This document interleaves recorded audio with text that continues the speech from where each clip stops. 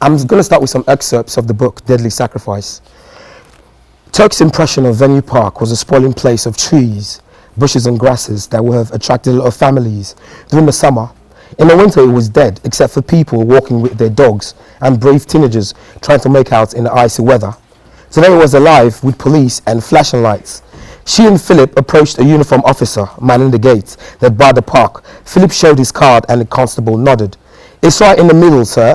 Follow that path," he pointed. They pushed forward with heads bent against the night drizzle that felt like mist from the moonless sky. This is actually so poetic. And this excerpt is gotten from the book Deadly Sacrifice by Miss Stella Oni. And today I'm connected with Miss Stella Oni from London, from the UK. So Miss Stella, are you with me?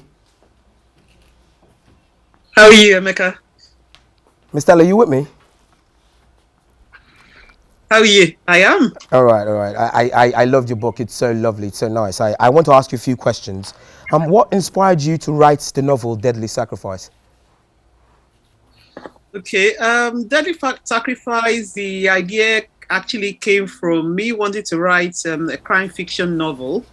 I didn't know where to start. I didn't know. My first book that I ever wrote, which is in a drawer somewhere, is a literary novel. And because I love crime, I said I'll try and write a crime fiction. So I went on a short course to write it. And actually, Deadly Sacrifice is actually inspired by a real event that happened in 2001 in Britain, when the torso of an African boy, the police they called him Adam, was found in River Thames, and they've never found his killers. But they were able to trace, with forensic and everything, they were able to trace him to Benin. So that is what happened with the idea. So the idea came from that. I was quite inspired to. I could not forget what happened to the boy, and I just wanted to try and write a crime fiction. Learned all the things that make up writing a crime fiction, and I decided to do it. And it took me quite a long time to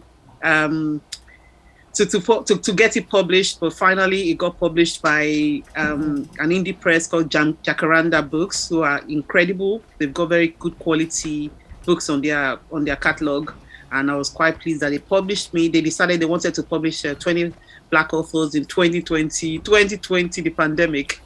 So yeah, that's what happened with Deadly Sacrifice. So I don't know if you're still on there, Emeka. I'm on there, Mr. I also want to ask you a question. As a writer, you're in the UK and you're propagating Nigerian culture, our heritage, some of our ideals and belief systems as a people. So what are some of your challenges so far as a writer in the UK?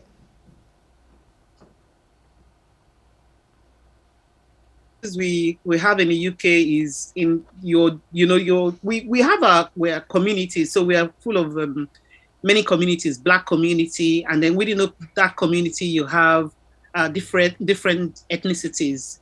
I'm mixed Benin and Yoruba. So for me, I'm quite passionate about anything to do with Nigerian food, and Nigerian culture. So it's difficult to sometimes when you have a mix of ethnicity and everything that is going on with the UK. It's difficult sometimes for your voice to be heard. So we've got a large Nigerian community in the UK who are part and parcel of the society and are part of the institution. So you have Nigerians who are doctors, nurses, police officers, lawyers, all kinds of, Nigerians are everywhere.